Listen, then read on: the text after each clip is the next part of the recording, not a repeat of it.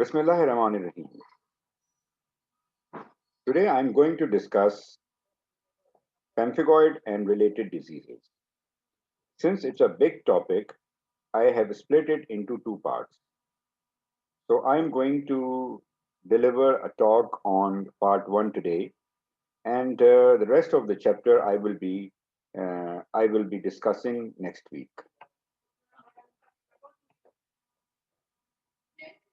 Vesicle means bladder or bully, which means a bubble, is accumulation of fluid either within or below the epidermis. Subepidermal blister develop at the epidermal or mucosal membrane region. The group includes inherited or cell-poor blisters, which the group includes epidermolysis bullosa, and acquired or autoimmune, which are cell-rich variants. There are several mechanisms of subepidermal blister formation. It can be because of inherited mutational defects of basement membrane proteins, for example, in epidermolysis bullosa. It can be because of autoimmune destruction of basement membrane proteins, for example, in Bullous Pemphigoid and in dermatitis herpetiformis. Subepidermal blister can be because of cellular immunity-mediated damage to the basement membrane zone, for example, in erythema multiforme and TEN. It can be because of metabolic diseases like porphyria cutanea tarda, amyloidosis, and diabetes. It can also occur after profound subepidermal edema, for example, in bullous insect bite. It can also occur in dermal acute inflammatory process, for example, in Sweet syndrome.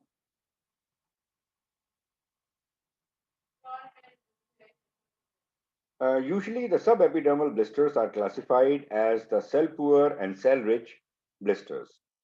The cell-poor blisters includes epidermolysis bullosa acquisita, porphyria cutanea tarda, bullous amyloidosis, diabetes, burn, cryotherapy, and suction blisters. Means all the blisters due to metabolic disorders come under this category. That is the cell-poor subepidermal blisters. The second category is the subepidermal blister, which is cell-rich. And cell-rich blisters include Bullous pemphigoid. EBA is also included in this category because EBA can be cell-poor and can be cell-rich. Then Bullous SLE, linear IgA disease, and dermatitis herpetiformis.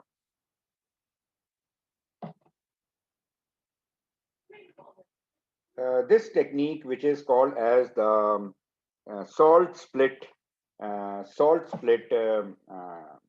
biopsy or a salt split immunofluorescence.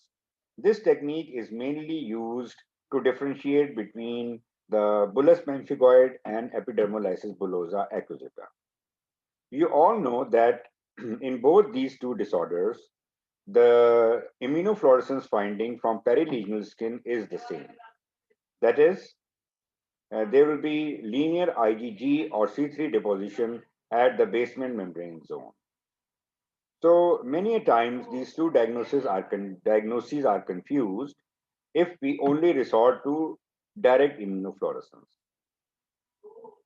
Hence, in order to confirm whether this is a case of bullous pemphigoid or EBA, as the simple technique of salt split is used, in which the perilesional skin is immersed in 1 molar sodium chloride solution for 48 hours at 4 degrees centigrade.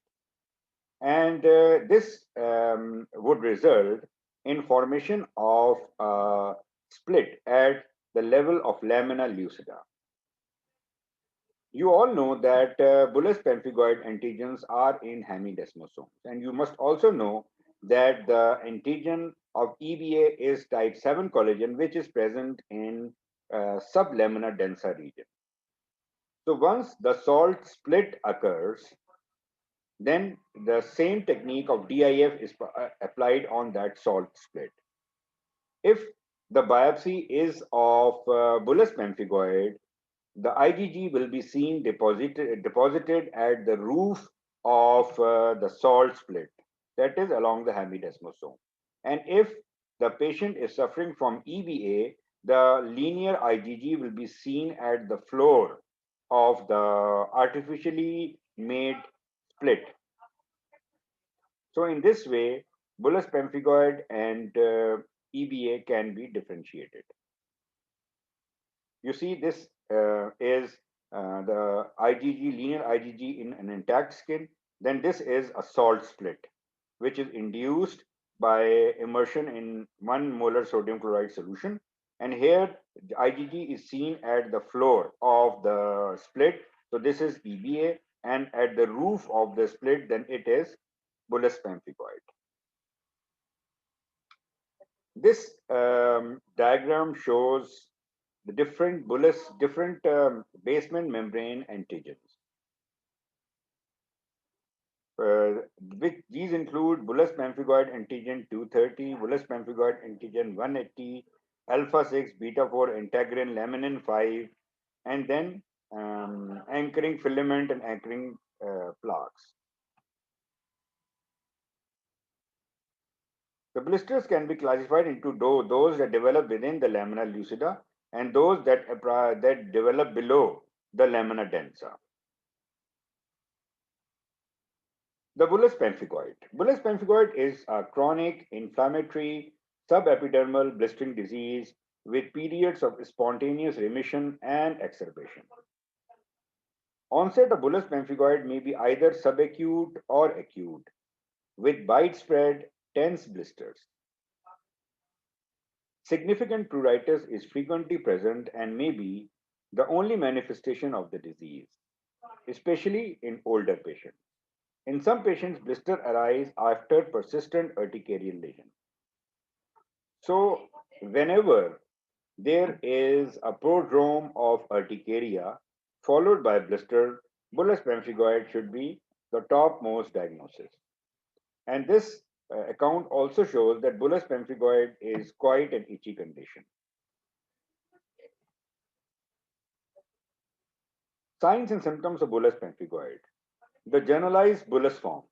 This is the most common form of bullous pemphigoid, which is characterized by tense bulli that arise on any part of the skin surface with predilection for flexural areas of the skin. Then there is a variety of bullous pemphigoid called as the vesicular form. This is less common than generalized bullous type, and it manifests as groups of small tense blisters, often on an urticarial or erythematous base. It is just the difference in clinical presentation. Rest, the histology and the DIF will be similar. So one is characterized by large blisters and the other one is characterized by vesicles on urticarial base. Then vegetative form. Like vegetative form of Pemphigus vulgaris, it is a very uncommon variety and seen on the intertriginous areas such as axilla, neck, groin, and inframammary areas. So the vegetating form of bullous pemphigoid is not as common as the vegetating form of Pemphigus vulgaris. Generalized erythroderma form. It is again a rare presentation, which resembles psoriasis or generalized atopic dermatitis, and it is characterized by exfoliative erythroderma with blisters. Then urticarial form. Some patients with bullous pemphigoid initially present as persistent urticarial lesion that subsequently convert into bullous eruptions. And initially, the patient present as only the urticarial lesions, which are unable to be cured from the anti-inflammatory by antihistamine drugs. So this is the urticarial form, or you can call it as the prodromal phase of bullous pemphigoid. Then nodular form. This form is also called as pemphigoid nodularis, and the clinical features resembles prurigo nodularis, with blisters arising on normal appearing or nodular lesional skin. There is another form which is called as acral form. In childhood onset bullous pemphigoid, which is associated with vaccination, Bullous lesions predominantly affect palm, soles, and face. Infant form of bullous pemphigoid include blisters that again occur on palm, sole, and face, and sometimes genitals. Later on, it can be and converted into a generalized form. Localized bullous pemphigoid. In some patients, the disease is limited to certain body parts, most frequently lower extremity, notably the pretibial areas. Also, other regions such as flexures, palm, soles, genitals, and umbilicus have been described. Localized lesions remain localized or develop into the classical form of bullous pemphigoid. How bullous pemphigoid is diagnosed? Either by histopathology, which shows a subepidermal blister with eosinophil predominance, or by direct immunofluorescence studies, which is performed on a normal appearing perilesional skin. This is the pre-bullous phase of bullous pemphigoid, which is characterized by intact epidermis, no subepidermal blister, and dense perivascular lymphocytic and eosinophilic infiltrate in the dermis. So prominent eosinophils, these are the cells with bilobe nuclei and pink cytoplasm seen surrounding the blood vessels. Now, an established bullous pemphigoid appear as a tense blister which is covered by stretched out but intact epidermis. And the blister cavity is filled with fluid, fibrin, and inflammatory cells. This is fibrin. And if we look at the inflammatory cells, they are predominantly eosinophils. Cell-poor pemphigoid is also a variety which is although uncommon, but can be seen. And this is initially diagnosed as EBA, and even the immunofluorescence is that of, as I've told you, similar in EBA and in bullous pemphigoid. So such kind of cases will be diagnosed finally by salt split. The vesicular pemphigoid, as the name shows, is characterized by small vesicles rather than large blisters. And these vesicles will be filled up with dense eosinophilic rich infiltrate. And sometimes even the neutrophilic infiltrate is seen.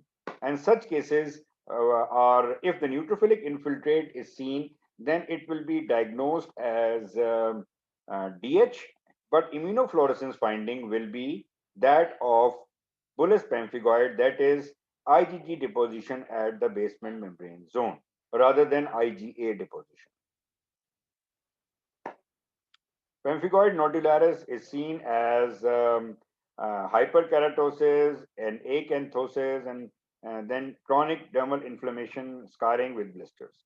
So this is how a linear IgG or linear IgG deposition is seen in the perilesional skin of patient of bullous pemphigoid.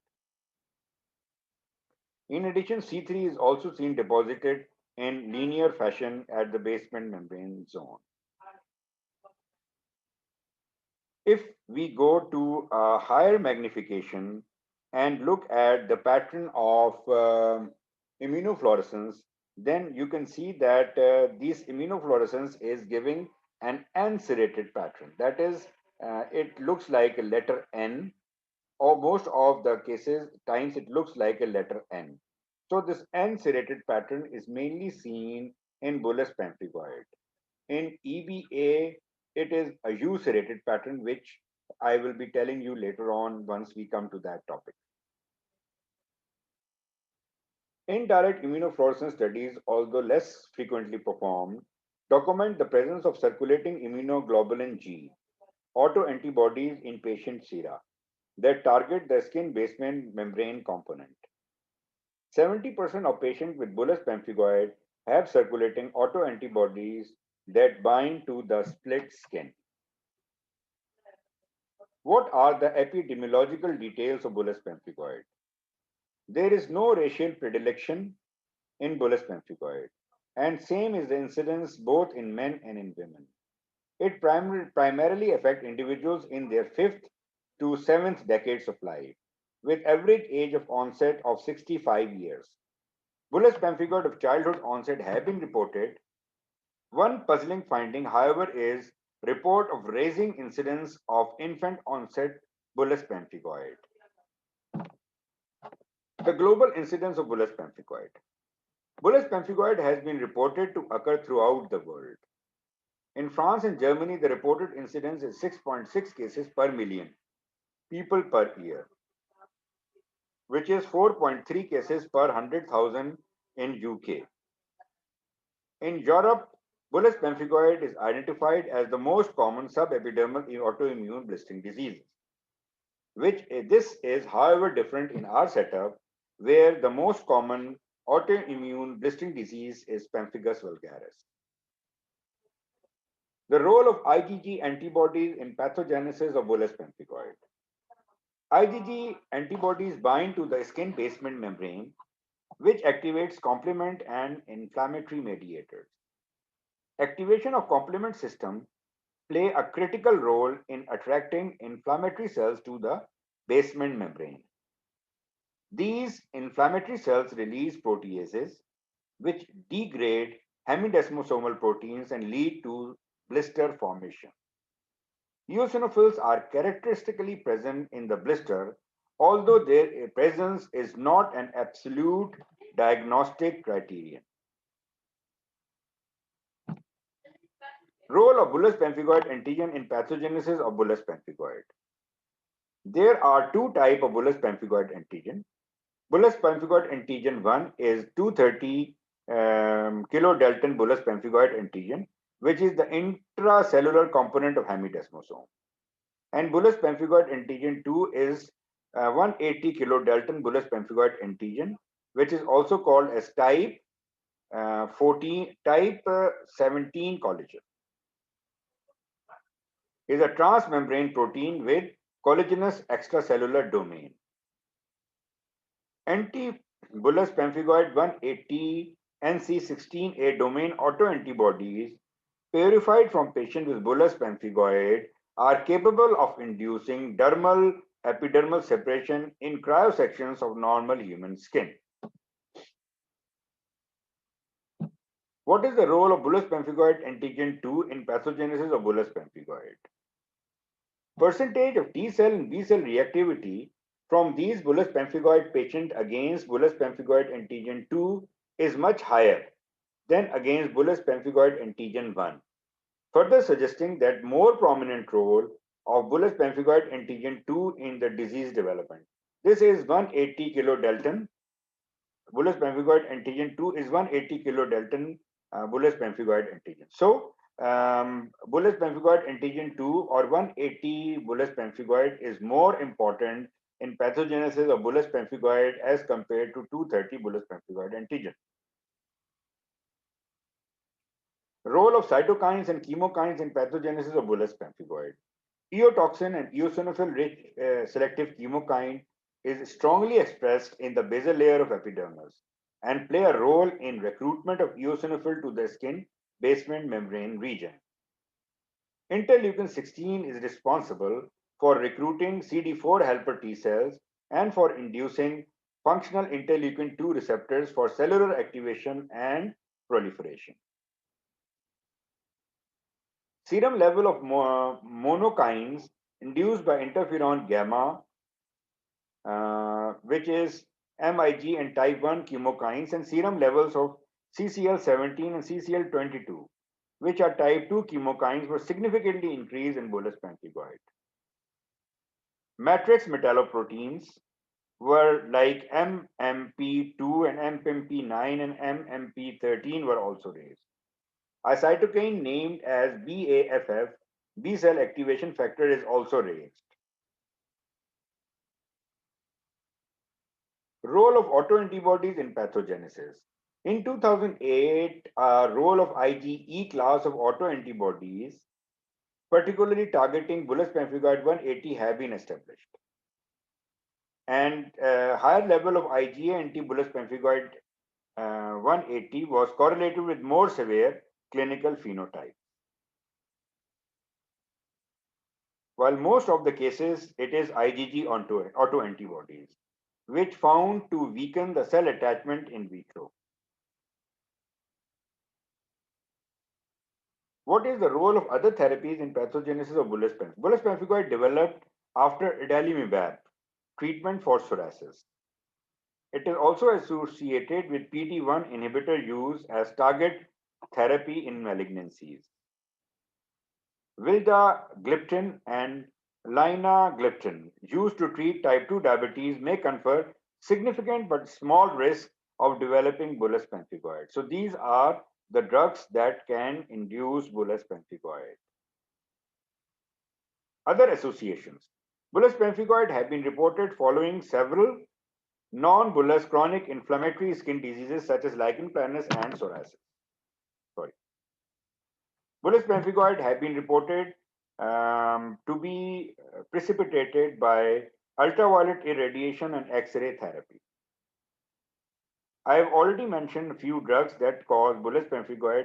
Some other drugs include furosemide, ibuprofen, and some NSAIDs, captopril, penicillamine, and antibiotics. And it has developed after vaccination in children. Which foods trigger bullous pemphigoid? It is described that eating hard and crunchy food such as chips, raw fruit, and vegetables may induce bullous pemphigoid. This is a treatment ladder for management algorithm for bullous pemphigoid. For localized and mild disease, potent topical corticosteroids are sufficient. For moderate disease, the first line is very potent topical corticosteroids on whole body surface. This is either applied on a weekly basis with disease with drug-free intervals, or on given alternate days, or diluted in Vaseline or emulsifying ointment. Second line include very potent topical corticosteroid and, on whole body plus azathioprine 2.5 milligram per kilogram per day with normal TPMT activities, or Dapsone 1 to 1.5 milligram per kilogram per day, or doxycycline, or methotrexate, or mycophenolate mofetil, or prednisolone 0.5 mg per kg per day. So the moderate disease is treated by topical steroids along with some immunosuppressive, which can be azathioprine, mycophenolate mofetil, and prednisolone, or even dapsone. For extensive disease, the first line is again topical corticosteroid plus azathioprine, dapsone, doxycycline, methotrexate, or mycophenolate, or very potent corticosteroids on whole surface, plus oral prednisolone. The second line drugs, in case of insufficient response with oral prednisolone, the dose is either increased to 0.75, or if it's still insufficient, then 1 milligram per kilogram. Third line would include immunoabsorption, rituximab, or intravenous immunoglobulin. Which medications in drug class anti-inflammatory agents are used to treat? The anti-inflammatory agents, these agents inhibit the inflammatory process by inhibiting the specific cytokine production and vascular permeability. And these agents, drugs include prednisolone, tetracyclines, or clobetasol, which is potent topical corticosteroids. Rituximab is also useful as a treatment modality in bullous pemphigoid, as it was useful in pemphigus vulgaris. Rituximab is human monoclonal antibody against CD20, a molecule present in normal and malignant B cell lymphocytes. 1 gram IV fortnightly, 2 doses. This is rheumatoid arthritis gene. Most patients affected with bullous pemphigoid require therapy for 6 to 60 months, after which many patients experience long-term remission. However, some patients have long-standing disease requiring treatment for years. The most frequent cause of mortality in bullous pemphigoid. Usually, mortality in bullous pemphigoid is very less as compared to the mortality in pemphigus vulgaris. The main reason is that in pemphigus vulgaris, we require very high dose of steroids as well as immunosuppressive therapy. However, such high doses are not required in bullous pemphigoid. And similar to pemphigoids, most cases of mortality are because of medications and not because of the disease. And the mortality is more in patients with comorbids such as hypertension, diabetes, and heart disease, which may exacerbate.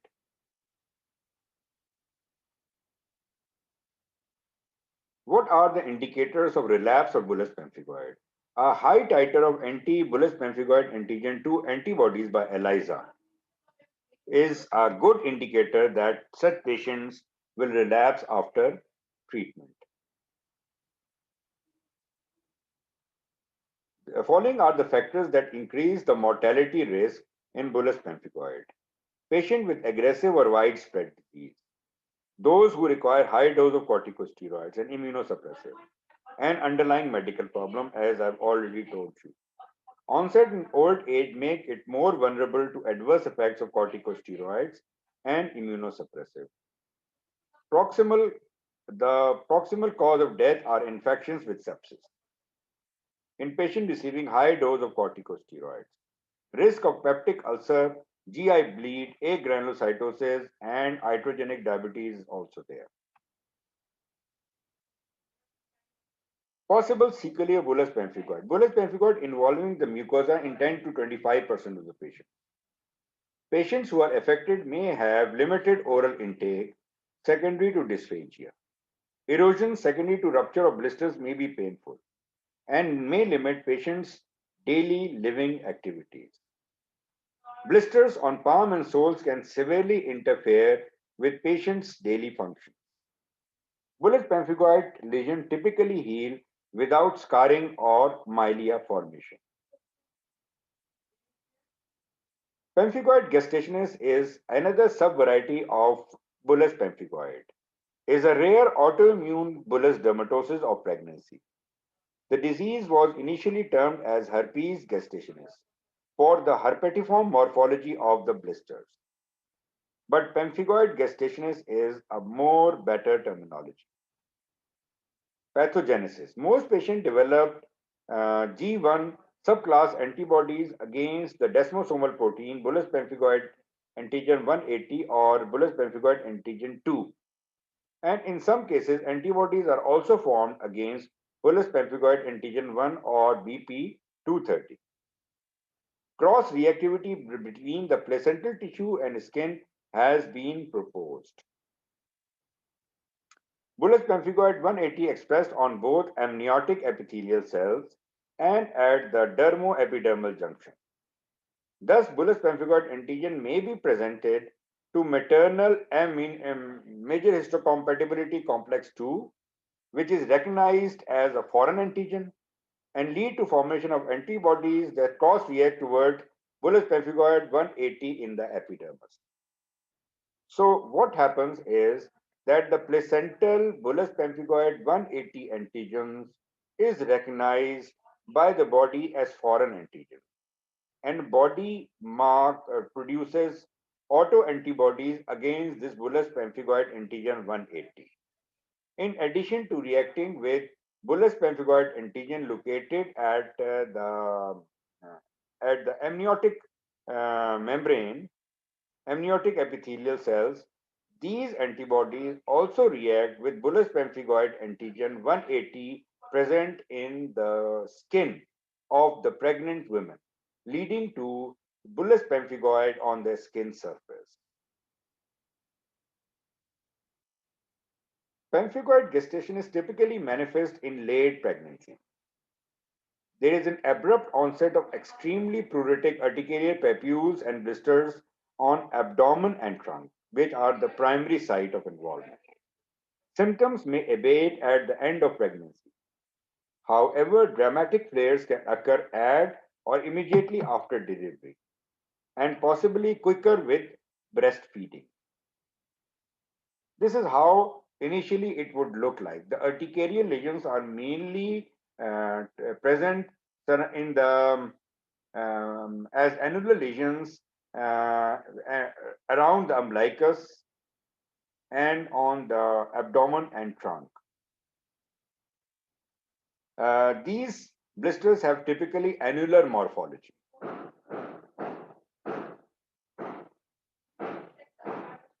Pemphigoid gestation is established as subepidermal blister, and these blisters contain large number of eosinophils.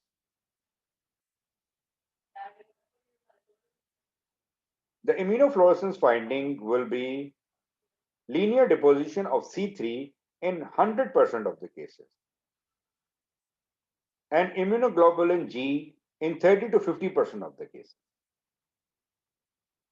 This percentage is reverse in case of this percentage is reverse laboratory workup. Immunoglobulin level will be elevated, ESR will be elevated, acute phase reactants level will be high, antithyroid antibodies can be high. Criteria for diagnosis of bullous pemphigoid gestationis, pemphigoid gestationis is the appropriate clinical presentation, that is eruption of urticarial and blistering lesions on abdomen in a pregnant woman, histological finding of subepidermal blister, and DIF showing the linear band of C3 with or without IgG along the basement membrane. Treatment. Patient with mild disease can be treated with antihistamine and mild potency topical steroids. Systemic steroid will remain the mainstay of therapy with a dose of 0.5 milligram per kilogram per day, usually and continue till the end point of pruritus and blister formation. Steroid-sparing agents used in severe cases include azathioprine, dapsone, methotrexate, intravenous immunoglobulin, cyclosporin, pyridoxine, plasmapheresis, and minocycline. Regarding prophylaxis against recurrent pemphigoid gestationis, off-label use of rituximab to lower anti-BP180 antigen titer is recommended. Lichen planus pemphigoides. Lichen planus pemphigoides is characterized by typical lichenoid papules on anterior aspect of the wrist. The blister and erosions arise on erythematous base. Lichen planus pemphigoides, you must all understand, is not one disease, it is the combination of two diseases. That is lichen planus and bullous pemphigoid.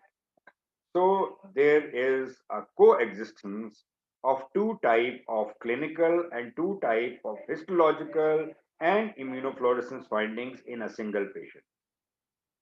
The blisters will be seen on the normal skin or on erythematous skin, and the lichenoid lesions will be seen separately. The lichenoid lesions will give a typical lichen planus histology, that is a basal cell vacuolar degeneration and band-like lymphohistiocytic infiltrate and pigmentary incontinence. And bullous pemphigoid and lesions or blistering lesions will give a bullous pemphigoid histology with subepidermal blister that is rich in eosinophils. There is another variety of bullous pemphigoid which is called as anti-P200 pemphigoid. Anti-P200 pemphigoid is a recently defined autoimmune subepidermal blistering disease that is characterized by circulating and tissue-bound autoantibodies to 200 kilodalton protein of dermal epidermal junction. Exact identity of Bullous pemphigoid 200 antigen remains unknown. But it seems to be immunologically and biochemically distinct from all major autoantigens of dermoepidermal junction. Presentation. Clinically, most reported cases present with tense blisters as well as urticarial papule and plaques closely resembling Bullous pemphigoid. Histopathology of lesional skin biopsy show subepidermal split formation with inflammatory infiltrate that is typically neutrophils. So by this definition, the histopathology will be reported as linear IgA disease because the subepidermal blisters contain neutrophils. On DIF, there will be a linear deposition of immunoglobulin G and C3, which is seen in Bullous pemphigoid. So now the contrast appears. That is, the histology is of linear IgA and immunofluorescence is of Bullous pemphigoid. And on indirect immunofluorescence, sodium chloride, salt split skin, IgG deposition is seen on the dermal side of the split, same as in Bullous pemphigoid. So if you come across a case in which histology report is of linear IgA, but immunofluorescence is of Bullous pemphigoid, then it is not the mistake of the dermatopathologist, but rather it is Bullous pemphigoid P200. Treatment ladder. Same as Bullous pemphigoid, first line is very potent topical corticosteroids or oral prednisolone in a dose of 0.5 milligram per kilogram per day. Sometimes it is we add dapsone because there is a neutrophil-rich infiltrate or other anti-inflammatory drugs like doxycycline, oxytetracycline, or nicotinamide. Second line is prednisolone plus azathioprine. And third line is addition of intravenous immunoglobulin or immunoabsorption. Then last topic for today is mucous membrane pemphigoid, which is also called as cicatricial pemphigoid. There is a subdivision of mucous membrane pemphigoid into a bursting Paris syndrome on localized cicatricial pemphigoid and on vegetating cicatricial pemphigoid. First is the bursting Paris syndrome. This is the old medical term which is used to describe a form of localized cicatricial pemphigoid in which the blistering lesions affect the skin, usually head and neck, but do not affect the mucosa. Skin lesions usually leave scars upon healing. Blisters may be due to trauma. So recognize this form from the normal bullous pemphigoid in that bullous pemphigoid lesions are not associated with scarring. But if subepidermal blistering is associated with scarring formation, then we will call it as cicatricial pemphigoid or bursting Paris syndrome. But in bursting Paris syndrome, the lesions are seen on the skin and not involving the mucosal surfaces. It is characterized by blistering lesions that primarily affect the generalized discussion on mucous membrane pemphigoid. The blistering lesions primarily affect the mucous membrane of mouth and eyes. Mucous membrane of nose, throat, genitals, and anus may also be affected. Blistering lesions eventually heal. Progressive scarring may potentially lead to serious complication affecting eyes, mouth, and throat. Sign and symptoms. The first sign of mucous membrane pemphigoid is a red blistering mouth. Blistering lesions spread to esophagus, larynx, and potentially resulting in dysphagia and hoarseness. Conjunctivitis or erosions on the conjunctiva may be the initial sign of ocular involvement. Ocular symptoms include grittiness, glaucoma, entropion, and trichiasis. Adhesions may form between eyelids and the eye. In some cases, it may progress to corneal opacity, loss of vision, and potentially blindness.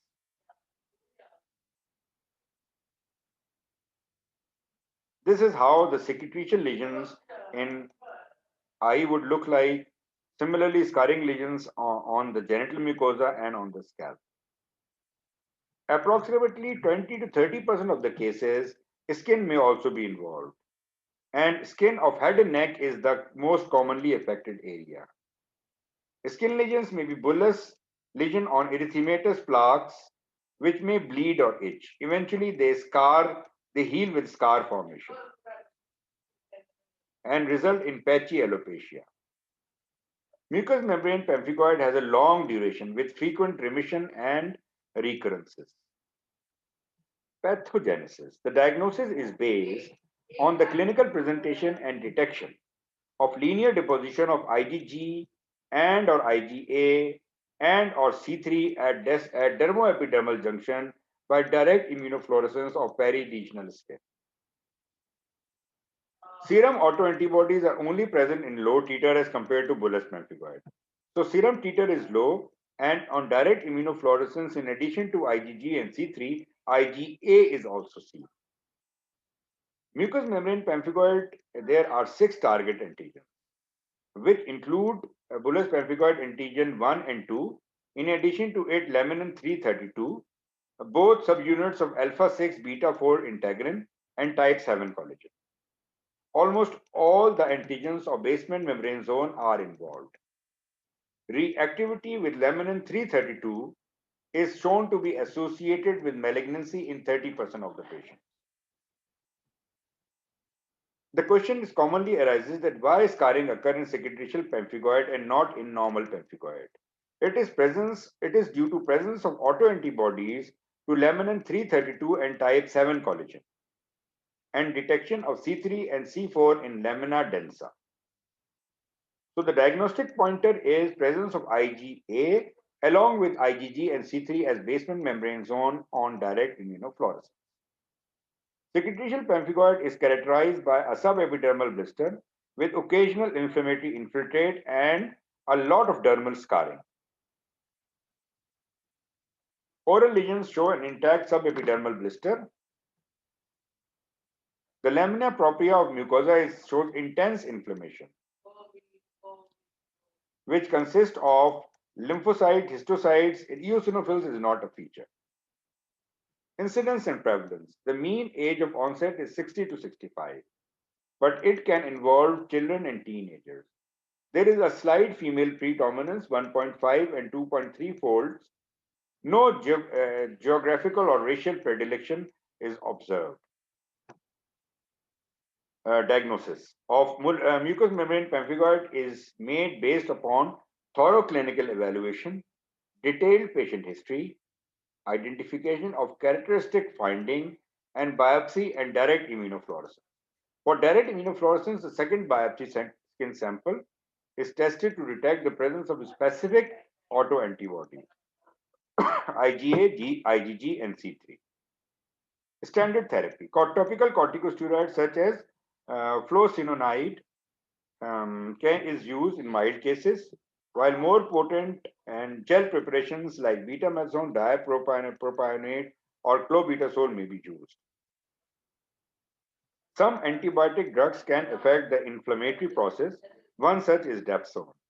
A combination of antibiotic drug tetracycline and nicotinamide can also be helpful in some cases of mucous membrane pemphigoid.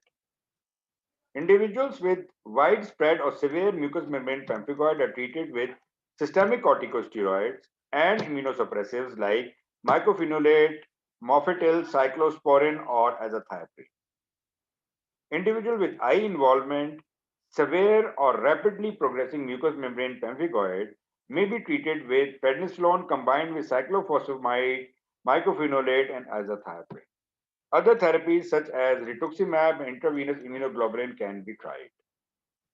In rare cases, surgical procedures may be done if scarring sets in.